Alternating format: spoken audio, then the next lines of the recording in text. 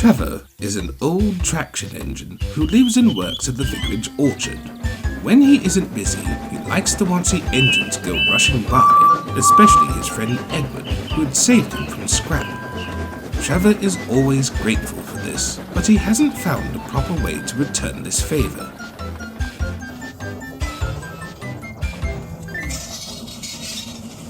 Edward was shunting in the yard when a new Railtour engine glided into the station.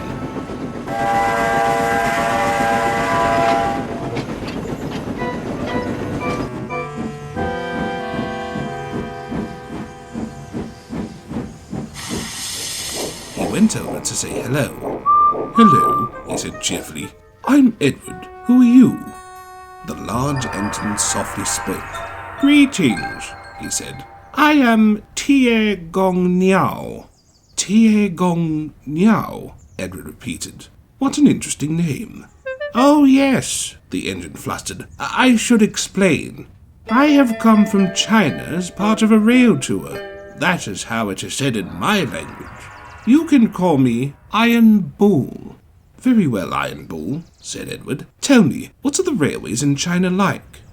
So Iron Bull told Edward all about his railway and the engines that worked there.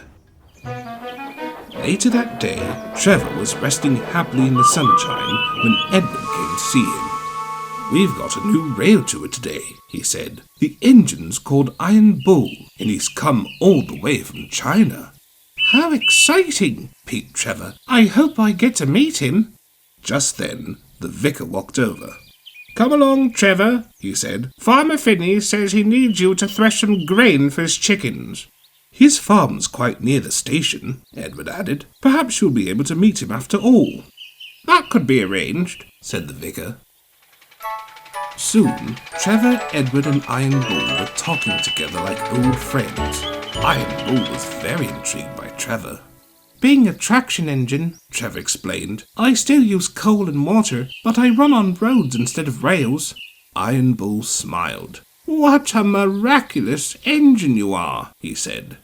"Though I wouldn't be where I am today without Edward," said Trevor. "He saved me from scrap, you know." Iron Bull paused and looked at Edward. "Is this so?" he asked. "Yes, it is. Luckily, I was able to find the vicar, who gave Trevor a home in the vicarage orchard." "I still need to properly repay you for saving me," Trevor added. Edward laughed. "I've told you, think nothing of it. Your gratitude is repayment enough." Iron Bull thought for a moment. "Perhaps he could find a home for me too." "What was that?" asked Edward. "Oh, nothing," Iron Bull flustered. "And not to worry at all." Trevor wasn't convinced. That afternoon, Trevor had returned from threshing grain for Farmer Finney. As the sun quietly set over the island, he couldn't help but think about what Iron Bull had said.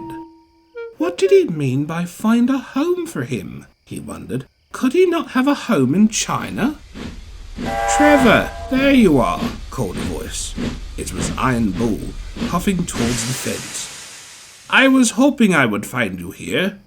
"What did you mean when you said that you hoped the vicar could find a home for you?" Trevor asked. Iron Bull sighed. "Unfortunately, I have not told you my whole story," he said. "I was truthful with you until a point, but perhaps I should tell you." Trevor listened.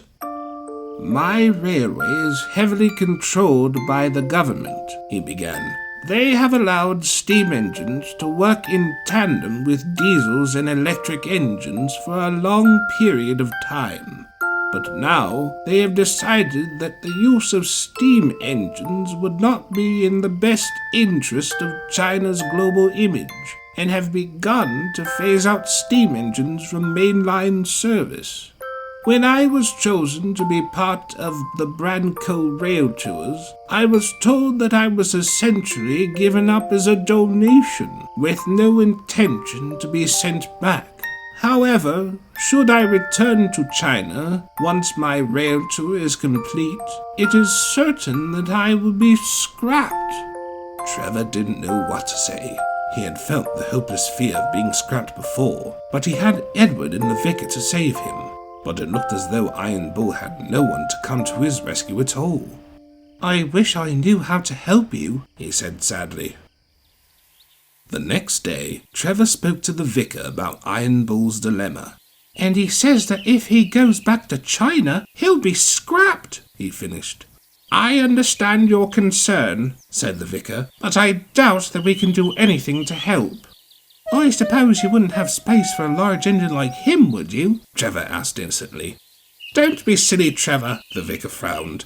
"Whilst I've sworn my life to do the Lord's work upon creation, there is only so much a mortal man can do. Besides, your case was much simpler." Trevor looked down sadly. "But perhaps," the vicar pondered, "I could have a word with the Railtour manager." As if by chance, Edward came up excitedly. The Railtour manager was in his cab. "You must be Trevor then," said the Railtour manager. He tipped his hat to the vicar.